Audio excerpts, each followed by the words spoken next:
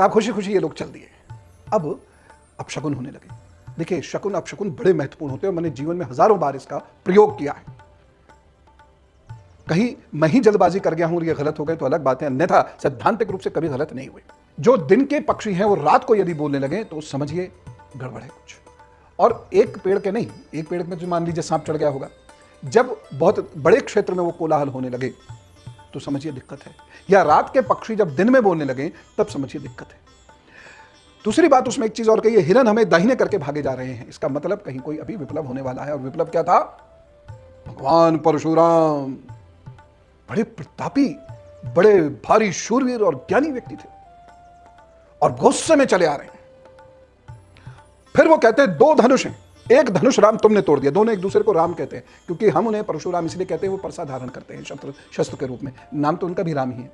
तो एक धनुष तुमने तोड़ दिया और दूसरा वैष्णव धनुष मेरे पास रखा है। शैव धनुष तुमने तोड़ दिया, वैष्णव धनुष मेरे पास है।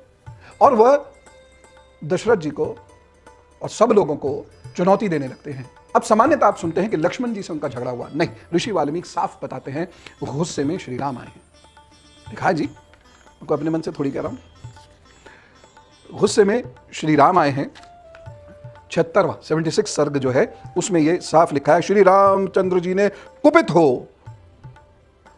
तो जो चुनौती थी इस धनुष पे बाण चलाकर दिखाओ। श्री रामचंद्र गुस्से में, इधर लाइए।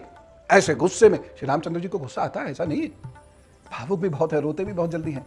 कर्क लगन है ना, कर्क लगन और कर्क राशि, तो चंद्रमा प्रबल है, तो सहृदता से तो ओतप्रोत वह हैं।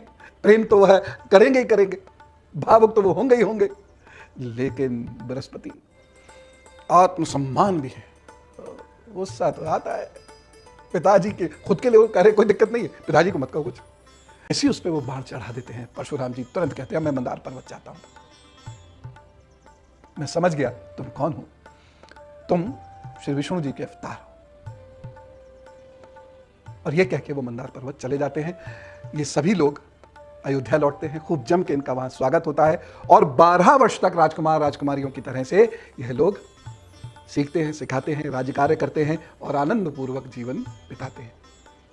13वें वर्ष में लेकिन विप्लव होता है। ये 13वें वर्ष में क्या विप्लव होता है?